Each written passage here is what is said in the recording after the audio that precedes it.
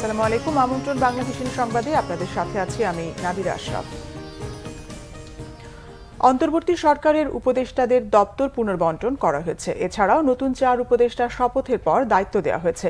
নতুন 4 জনের মধ্যে অধ্যাপক ওয়াহিদুদ্দিন মাহমুদকে শিক্ষা ও পরিকল্পনা মন্ত্রণালয়, আলী ইমাম মজুমদারকে প্রধান উপদেষ্টার কার্যালয়ে সংযুক্ত, অবসরপ্রাপ্ত লেফটেন্যান্ট জেনারেল জাহাঙ্গীর আলম চৌধুরীকে স্বরাষ্ট্র ও কৃষি মন্ত্রণালয় এবং মোহাম্মদ ফাউজুল কবির খানকে দেওয়া হয়েছে বিদ্যুৎ, জ্বালানি ও খনিজ সম্পদ, সড়ক পরিবহন ও সেতু এবং রেলপথ মন্ত্রণালয়।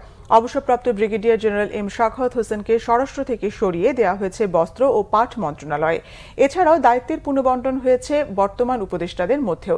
সালেউদ্দিন আহমেদকে অর্থ ও বাণিজ্য মন্ত্রণালয়, আসিফ নজরুলকে আইন, বিচার ও সংসদ, প্রবাসী কল্যাণ ও বৈদেশিক কর্মসংস্থান এবং সংস্কৃতি বিষয়ক মন্ত্রণালয়, আদিলুর রহমান খানকে শিল্প এবং গৃহায়ন ও গণপূর্ত মন্ত্রণালয়, সৈয়দা রেজওয়ানা হাসানকে পরিবেশ, বন ও জলবায়ু পরিবর্তন এবং পানি সম্পদ মন্ত্রণালয়, নাহিদ ইসলামকে ডাক, টেলিযোগাযোগ ও তথ্য প্রযুক্তি এবং তথ্য ও সম্প্রচার মন্ত্রণালয়, আসিফ মাহমুদকে যুব ও ক্রীড়া এবং শ্রম ও কর্মসংস্থান মন্ত্রণালয় আর মুক্তিযুদ্ধ বিষয়ক এবং দুর্যোগ ব্যবস্থাপনা ও ত্রাণ মন্ত্রণালয়ের দায়িত্ব দেওয়া হয়েছে ফারুকি আজমকে। আওয়ামী লীগ সরকারের পতনের পর সংখ্যালঘু নির্যাতনের অপপ্রচারে ক্ষুব্ধ চট্টগ্রামের সনাতন ধর্মাবলম্বীরা একটি চক্র পরিকল্পিতভাবে এসব গুজব প্রচার করছে বলে অভিযোগ নাগরিক প্রতিনিধিদের। চট্টগ্রাম থেকে নাসির উদ্দিনের রিপোর্ট। 5 আগস্ট শেখ হাসিনা পতনের পর আগুন দেয়া হয় চট্টগ্রাম মহানগরীর লালদিঘি পাড়ের আওয়ামী লীগ কার্যালয়ে। 6 বছর আগে জায়গাটি দখল করে অফিস বানায় দক্ষিণ জেলা আওয়ামী লীগ। এর পাশেই আছে নবগ্রহ মন্দির। আগুনে কার্যালয় পুড়লেও অক্ষত থাকে মন্দিরটি, কিন্তু প্রতিবেশী দেশে প্রচার করা হয় মন্দির পোড়ানোর সংবাদ, যা সম্পূর্ণ মিথ্যা বলেছেন মন্দিরের প্রধান পুরোহিত। এটা সম্পূর্ণ বানোয়াট। হ্যাঁ, এটা আমাদের মন্দিরের পাশে পিছনে একটা দক্ষিণ জেলা আওয়ামী লীগ কমিটি রয়েছে, ওটা তো অগ্নিসংযোগ বা ভাঙচুর হয়েছে, ওটা আমাদের এখান থেকে দেখা হয়েছে, এই জন্য আমাদের মন্দিরটা ক্যাপচার হয়েছে।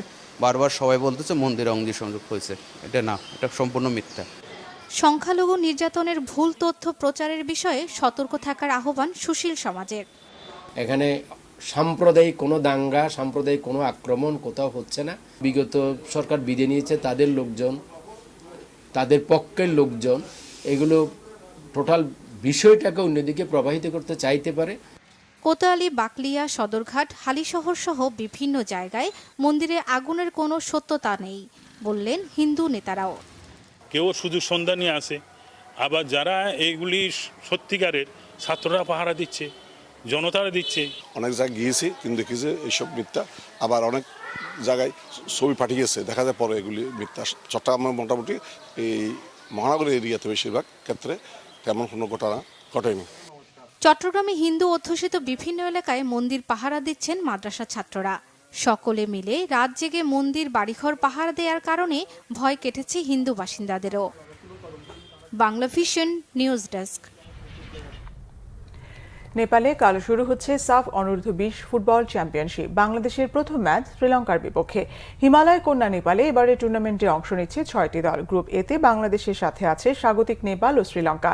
বি গ্রুপে লড়বে ভারত, ভুটান ও মালদ্বীপ। আসরে অংশ নিয়েও নাম প্রত্যাহার করে নেয় পাকিস্তান।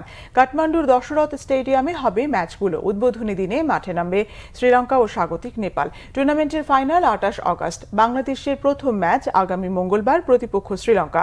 গ্রুপ পর্বের শেষ ম্যাচটি 22 আগস্ট নেপালের বিপক্ষে। ছেলেদের সাফে বয়সভিত্তিক পর্যায়ে অনূর্ধ্ব-18, অনূর্ধ্ব-19, এরপর অনূর্ধ্ব-20 মিলিয়ে এবার হতে যাচ্ছে ষষ্ঠ আসর। টুর্নামেন্টের বর্তমান চ্যাম্পিয়ন ভারত ও রানার্স আপ বাংলাদেশ।